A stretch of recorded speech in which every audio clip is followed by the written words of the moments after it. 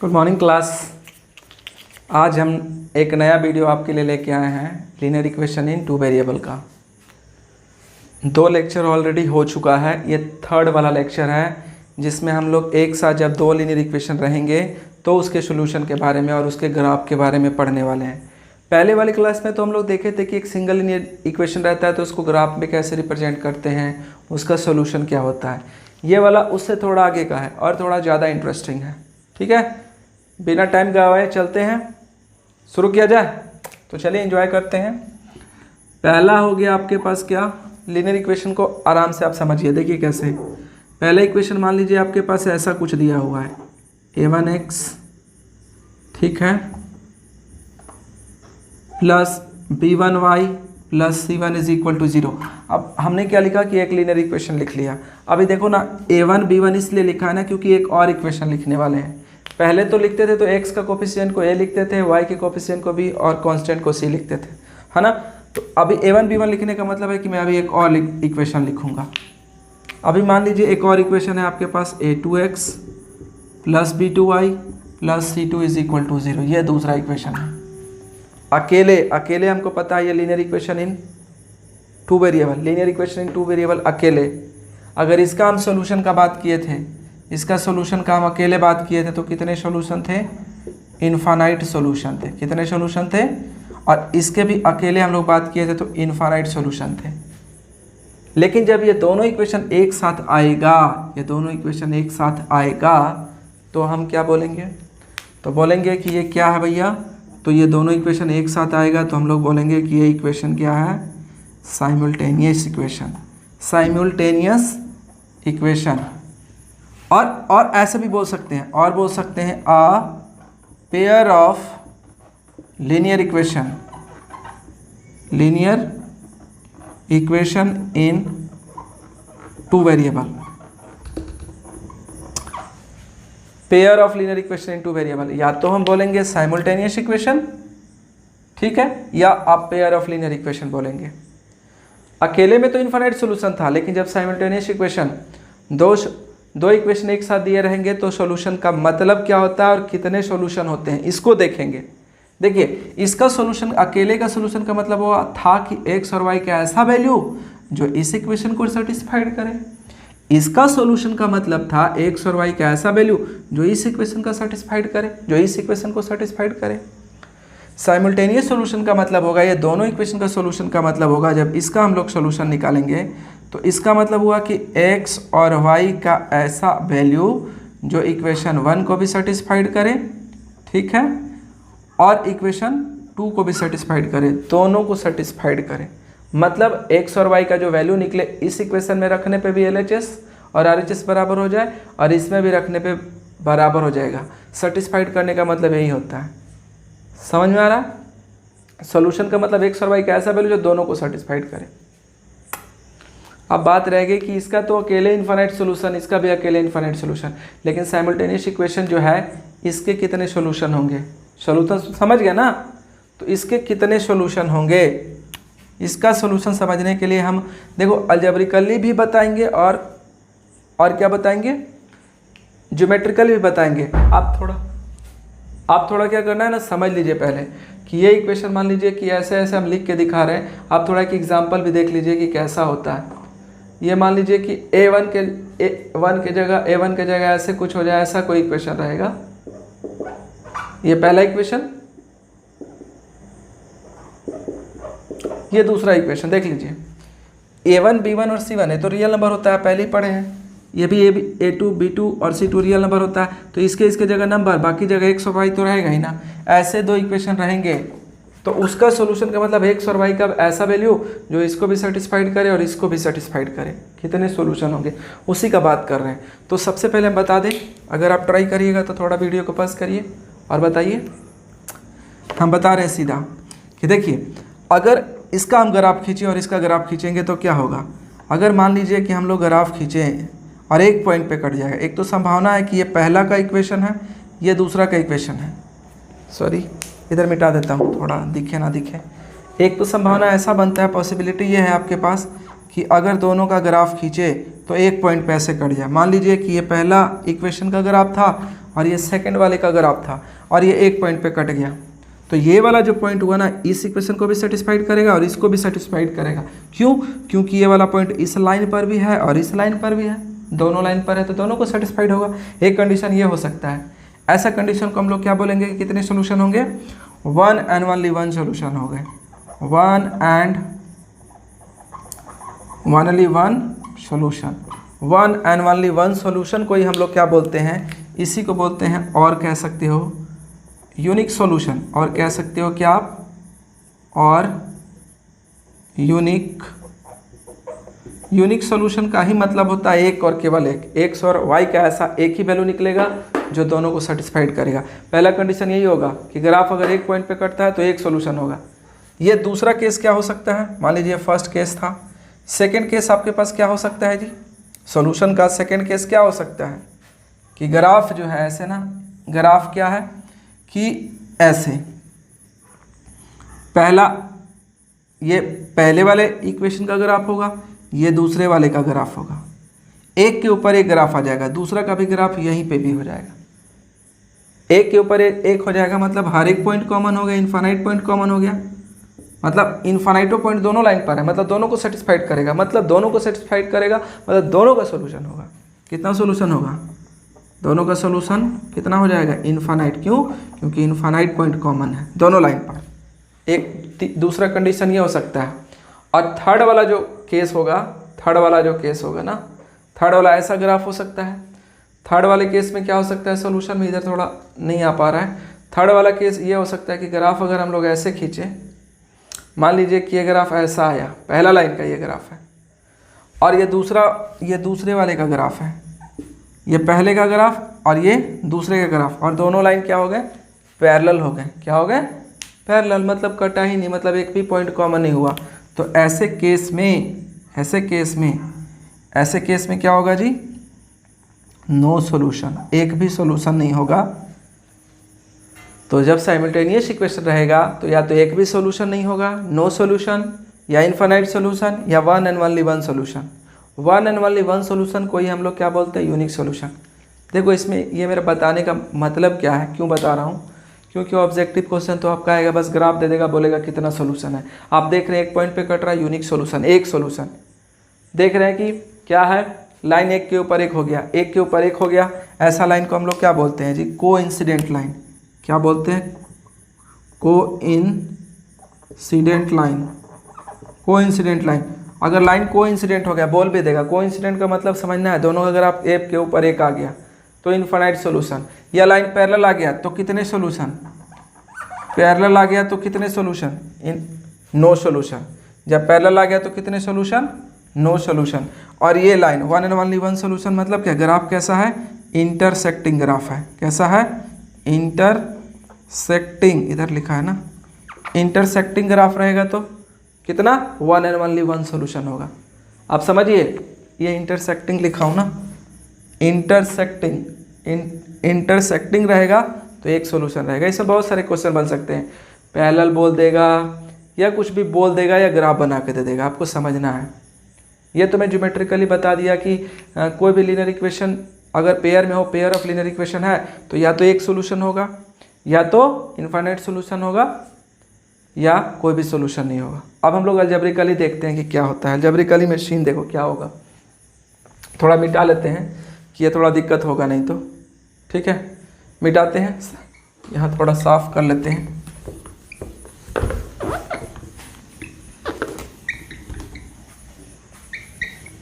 देखिए अलजेब्रिकली के लिए देखो कंडीशन बता रहे हैं, condition of solution of pair of linear equation क्या होगा।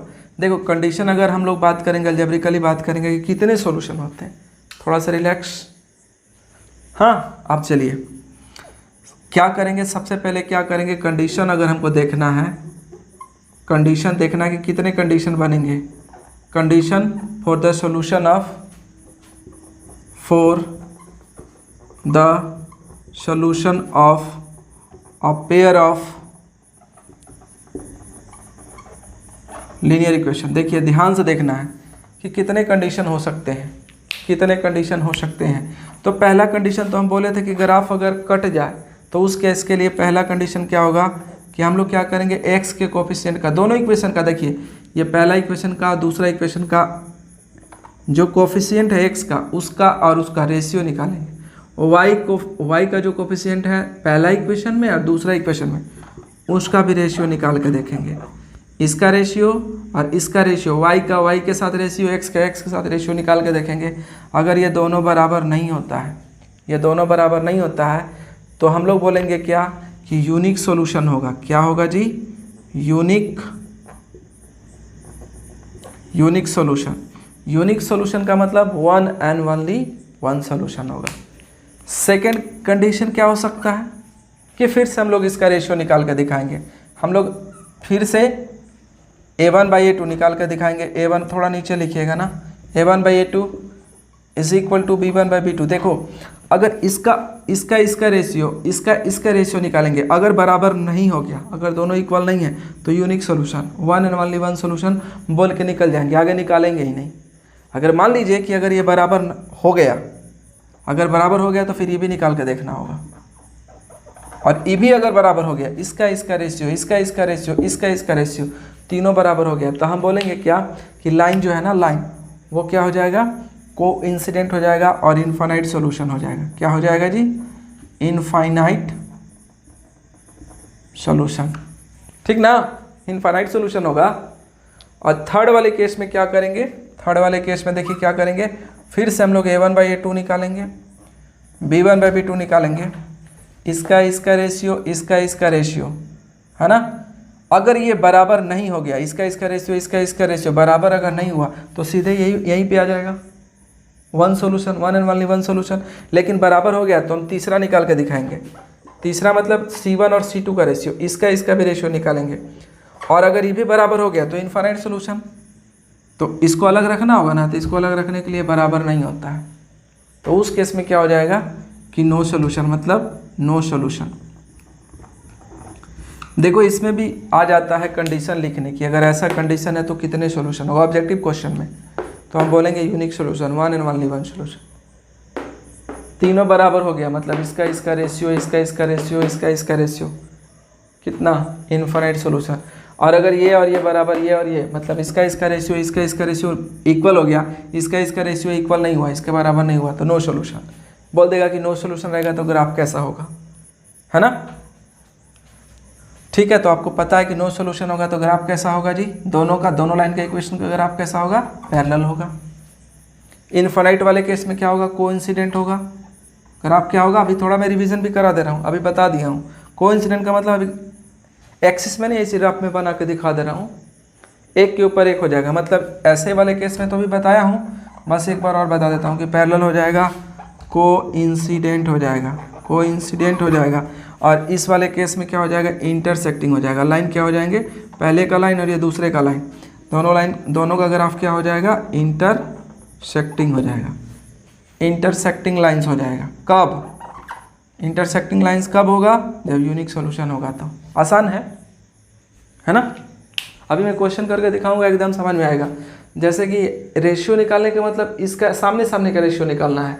रेशियो निकालने के लिए हमेशा याद रखना है कि इक्वेशन को स्टैंडर्ड फॉर्म में लिखना है। मतलब सारे पार्ट इधर है, RHS में 0 रखना है, सारे पार्ट इधर RHS में 0 रखना है, तब कंपेयर करना है ना।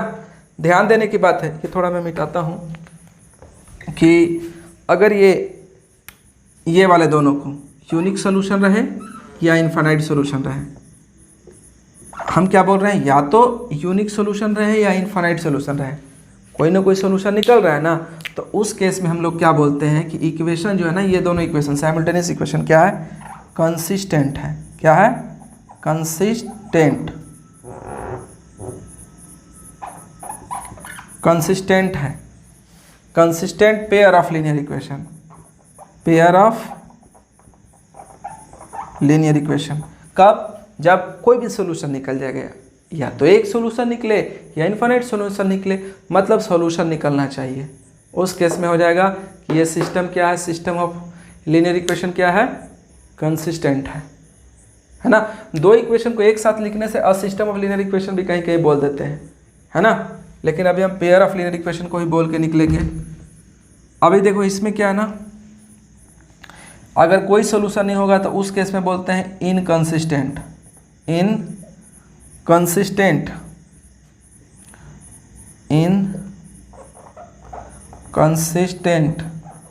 देखो कंसिस्टेंट का उल्टा हो जाएगा इनकंसिस्टेंट। अगर एक भी सोल्यूशन नहीं होगा तो क्या होगा जी, इनकंसिस्टेंट हो जाएगा। नो सोल्यूशन के केस में क्या होगा, इनकंसिस्टेंट। अब इसमें क्वेश्चन बहुत तरीका से बन सकता है कि इनकंसिस्टेंट है तो कंडीशन क्या होगा, a1/a2 is equal to b1/b2 is not equal to c1/c2। बोलेगा ग्राफ कैसा होगा, तो ग्राफ कैसा होगा, पैरेलल होगा। ठीक है। अब कंसिस्टेंट के लिए कौन से कंसिस्टेंट है तो कितने सोल्यूशन हो सकते हैं, तो या तो यूनिक सोल्यूशन होगा या इनफाइनाइट सोल्यूशन होगा।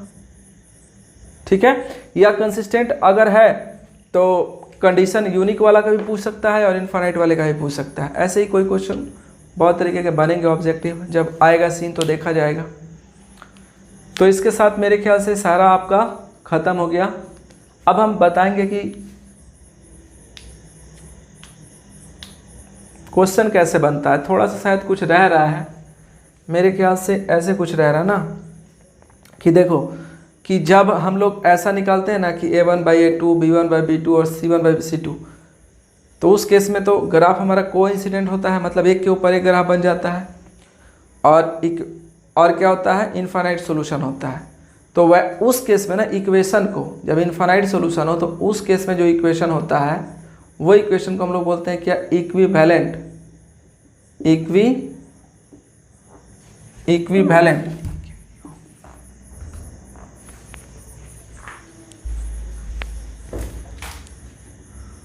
उस केस में क्या बोलेंगे हम लोग, इक्विवेलेंट पेयर ऑफ लीनियर। देखो equivalent pair of linear equation कब कहेंगे, जब इनफाइनाइट सॉल्यूशन होगा, मतलब एक के ऊपर एक ग्राफ होगा। अब ये इक्विवेलेंट क्या होता है, इक्विवेलेंट का मतलब अगर कोई मान लीजिए कोई इक्वेशन दिया है, उसी इक्वेशन में अगर हम कोई नंबर से मल्टीप्लाई या डिवाइड करके एक नया इक्वेशन बनाते हैं तो वो पहले वाले इक्वेशन का इक्विवेलेंट होता है। जैसे मान लीजिए कि एक इक्वेशन यहाँ पे दिया हुआ है 3x + 4y + 2 is equal to 0। ये एक इक्वेशन दिया हुआ है, अगर इसका हमको इक्विवेलेंट बनाना है, पता नहीं इधर दिख नहीं रहा होगा, मिटा लेते हैं फिर बात करते हैं। इक्विवेलेंट का मैं बता ही देता हूँ, यहाँ तक ठीक है ना। एक बार करें रिवीजन कि यूनिक सॉल्यूशन होगा तो a1/a2 is not equal to b1/b2। अब ये याद करने का भी सीन जरूरत नहीं है। a1/a2 का मतलब x का कोफिशिएंट, y का कोफिशिएंट को b1/b2। मैं फॉर्मूला नहीं याद करते हैं, पूरा क्लास 10 तक मैं ऐसे ही बताऊंगा, कभी फॉर्मूला की जरूरत ही नहीं पड़ेगा। बस y का कोफिशिएंट का कंपैरिजन और कांस्टेंट टर्म का कंपैरिजन करेंगे। तीनों बराबर इनफाइनाइट सोल्यूशन और लास्ट वाला नहीं बराबर रहेगा तो नो सोल्यूशन। इतना ही बोल के निकल रहे हैं। इक्विवेलेंट का थोड़ा बात कर देने हैं, क्योंकि ये भी आ जाता है, क्वेश्चन आ जाता है कि इक्विवेलेंट अगर मान लीजिए कि है तो इक्विवेलेंट है तो उसका ग्राफ कैसा आएगा। मान लीजिए कि एक इक्वेशन है ऐसा 3x + 4y + 7 is equal to 0। ठीक है। अब हम क्या करते हैं कि इसमें क्या करते हैं कि 2 से मल्टीप्लाई कर देते हैं दोनों साइड। इक्वेशन के दोनों साइड कुछ भी मल्टीप्लाई कर सकते हैं, डिवाइड कर सकते हैं, दोनों साइड कुछ भी ऐड कर सकते हैं और सब्ट्रैक्ट कर सकते हैं, दोनों साइड कुछ भी कर सकते हैं। ठीक ना। तो देखिए मान लीजिए कि इसमें 2 से मल्टीप्लाई किया, तो मल्टीप्लाई का मतलब क्या, इसको भी करेगा, इसको भी दोनों को करेगा ना।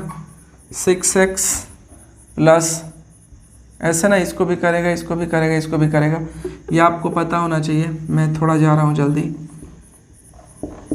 ये जो है ना, ये जो नया इक्वेशन बना, ये पहले वाले का क्या है, इक्विवेलेंट है। क्या है जी, इक्विवेलेंट है। कभी भी ग्राफ इसका बनाओगे ना तो एक के ऊपर एक आ जाएगा। एक के ऊपर एक मतलब इसका जब ग्राफ आप खींचोगे ना, ये दोनों का ग्राफ, ये दोनों का भी अगर ग्राफ खींचोगे तो एक के ऊपर एक आ जाएगा। मतलब कैसा, कोइंसिडेंट ग्राफ आएगा। कोइंसिडेंट ग्राफ आएगा। पूछ भी सकता है कि अगर दो इक्विवेलेंट इक्वेशन है, समझ में आ रहा है ना। मान लीजिए कि, और मैं जैसे कि एक और इक्वेशन लिख के दिखा देता हूँ। मान लीजिए कि 6x है + 4y + 8 इज इक्वल टू 0। आपको दिख रहा है ना, इक्वेशन के दोनों साइड हम बोले थे कि कुछ भी मल्टीप्लाई या डिवाइड कर सकते हैं। देख रहे हैं कि सब में 2 कॉमन है, सब में 2 है, तो दोनों साइड 2 से हमने क्या कर दिया, डिवाइड कर दिया। एक नया स्टेप में आपको अभी सिखा रहे हैं ना, इधर भी 2 से डिवाइड कर दिया और इधर भी 2 से डिवाइड कर दिया। आगे मैं लिख के नहीं दिखाऊंगा, इसको देखो डिवाइड करने का मतलब इसको भी डिवाइड करेगा, इसको भी, इसको भी। इसको डिवाइड किया था 2 3 जा 6, 2 2 जा 4 और इसको डिवाइड किया था 2 4 जा 8 और 0 से डिवाइड करने पे तो 0 आएगा। ये इक्वेशन जो नया इक्वेशन बना और ये जो पहले इक्वेशन था, ये दोनों इक्वेशन फिर से क्या होंगे, ये दोनों इक्वेशन इक्विवेलेंट होंगे, क्योंकि दोनों में ये इक्वेशन में मैंने 2 से बस डिवाइड करके नया इक्वेशन बनाया है। दोनों का फिर ग्राफ खींचेंगे तो एक ही आएगा, ये भी आपका इक्विवेलेंट होगा, ये भी इक्विवेलेंट।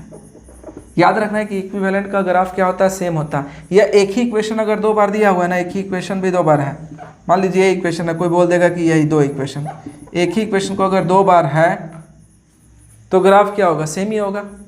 तो बोलो कि ये एक ही नहीं है जी, इक्विवेलेंट को एक ही बना नहीं सकते हैं। आप देखिए तो अभी बता रहे हैं कैसे, एक ही होता ही है एक्चुअली, मैं बता के दिखा रहा हूँ। जैसे कि हम यहाँ पे लिखे ना, यही वाला इक्वेशन आपके पास जो है 6x + 4y + 8 = 0, ये वाला जो इक्वेशन है इसके बराबर है कि नहीं देख लीजिए ना, एकदम होगा, क्योंकि दोनों तो इक्विवेलेंट है ना ये और ये। हाँ, अगर इसमें 2 से डिवाइड कर दें, इक्वेशन के दोनों साइड कुछ भी डिवाइड कर सकते हैं, मल्टीप्लाई कर सकते हैं, ऐड कर सकते हैं, सबट्रैक्ट कर सकते हैं, तो ये देखो तो वही ना इक्वेशन आ गया, ये 2y + 4 = 0। देखो तो ये और ये सेम है कि नहीं, सेम है कि नहीं, मतलब इक्विवेलेंट का मतलब हो जाता है अगर ये मल्टीप्लाई डिवाइड करेंगे उस तरफ भेज देंगे ना, तो 0 से मल्टीप्लाई डिवाइड करके क्या हो जाएगा, सेम ही हो जाएगा। तो इसीलिए हमेशा ग्राफ उसका कैसा आएगा, कोइंसिडेंट आएगा। अब हम जल्दी से आगे चलते हैं। देखिए, देखो सॉल्यूशन करने सीखना है हमको। सॉल्यूशन तो बता दिए कि यूनिक सॉल्यूशन होगा, इनफाइनाइट सॉल्यूशन होगा या नो सॉल्यूशन होगा। तो सॉल्यूशन हम लोग करेंगे कैसे, सॉल्यूशन करेंगे कैसे, ठीक है ना। Solution of a pair of linear equation. अभी लीनियर इक्वेशन अगर है ना, तो इसका सॉल्यूशन करने के लिए मेरे पास 2 तरीका है। पहला तो तरीका है ग्राफिकल मेथड। पहला क्या तरीका है, ग्राफिकल मेथड। और ठीक है ना, समझ में आ रहा है ना, बहुत धीमे चल रहा हूँ, और अगर नहीं आएगा तो प्लीज़ कमेंट, और हम धीरे जा सकते हैं या और भी फास्ट जा सकते हैं, ठीक है ना। वैसे मैं बहुत तेज़ जाता था, लेकिन एक्चुअली ये वीडियो है, वीडियो में आपको देखना है तो कुछ अगर दिक्कत होगा इसलिए मैं स्लो हो जा रहा हूँ, और अगर स्लो चाहिए होगा तो प्लीज़ कमेंट, है ना। दूसरा मेथड होता है अलजेब्रिकल मेथड। अलजेब्रिकल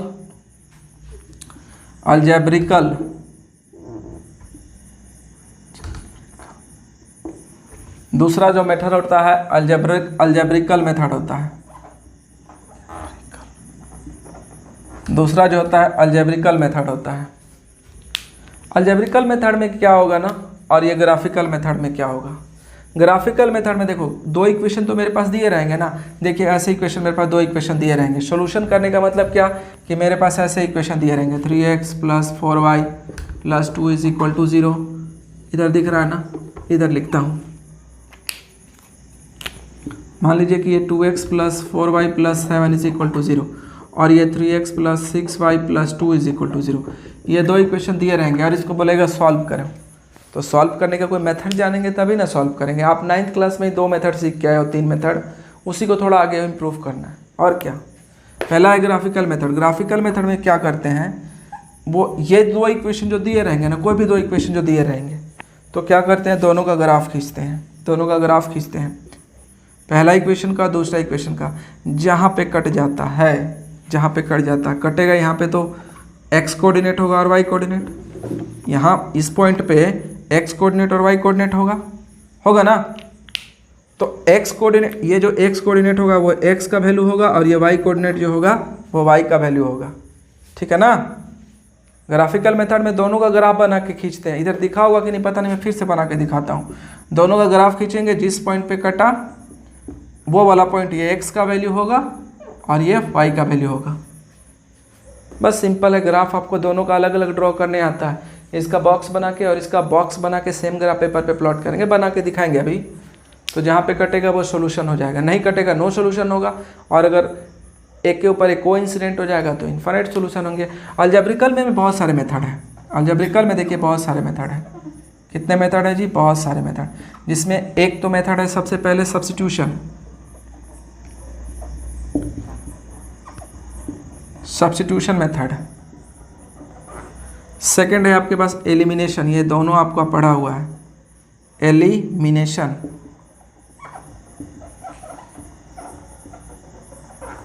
और ये तीसरा जो है वो है क्रॉस मल्टीप्लिकेशन। ये सारा कुछ पढ़ा हुआ है आपके पास, क्रॉस मल्टीप्लिकेशन। अगला जो है क्रॉस मल्टीप्लिकेशन है। एक और होता है जो कि आपको नहीं पढ़ना है, वो होता है ratio and proportion. Ratio and proportion method, proportion method मिला के ना सब 5 हो जाते हैं। देखिए अलजेब्रिकल में 4 हो गए जो कि ये आपको नहीं पढ़ना है। रेशियो एंड प्रोपोर्शन मेथड, ये सब्स्टिट्यूशन, एलिमिनेशन और क्रॉस मल्टीप्लिकेशन, ये 3 अलजेब्रिकल मेथड और ये ग्राफिकल मेथड। कोई भी इक्वेशन का किसी भी मेथड से सॉल्यूशन निकालेंगे, सॉल्यूशन नहीं बदलेगा, एक ही सॉल्यूशन आएगा। मतलब एक्स और वाई का वैल्यू हमेशा क्या रहेगा, कोई भी मेथड से निकाल लो सेम ही आएगा। ठीक है, अभी तो हम सब्स्टिट्यूशन, एलिमिनेशन, क्रॉस मल्टीप्लिकेशन आने वाले चैप्टर में पढ़ेंगे। एक और तरीका होता है ना, एक और नया चैप्टर आपको दे रखा है इसी में कि रिड्यूसिबल टू सिंपलर फॉर्म या standard form. Complex linear equation दिए रहेंगे, फ्रैक्शन में दिए रहेंगे, या फिर और भी मल्टीप्लिकेशन में या कुछ अदर फॉर्म में दिए रहेंगे, तो उसको सिंपल फॉर्म में तोड़ लेते हैं फिर बनाते हैं। तो उसका हम वो तरीका नहीं है कोई, वो तो कॉमन सेंस से हम लोग बनाते हैं, वो बाद में बात करेंगे। इतना ही मेथड है। तो इस चैप्टर में हमको क्या करना है, ग्राफिकल मेथड सीखना है। क्या सीखना है? ग्राफिकल मेथड, जो कि मैं ग्राफ पे आपको दिखाऊंगा, संभव हुआ तो ग्राफ पे करके दिखाऊंगा। क्वेश्चन का अभ्यास करने के लिए क्या करते हैं ना, नेक्स्ट क्लास में चलते हैं, क्योंकि थोड़ा ऑटोमेटिक आधे घंटे का हो गया है लेक्चर। हम क्या करते हैं, एक नया वीडियो क्रिएट कर देते हैं, आपके लिए एक नई क्लास हो जाएगा, जिसमें ग्राफिकल मेथड से हम लोग सोल्यूशन भी कर लेंगे और वो कंडीशन वगैरह का भी अभ्यास हो जाएगा जो दिया हुआ है। ठीक है, अभी हम बंद करते हैं। ठीक है, गुड बाय, नेक्स्ट क्लास में मिलते हैं।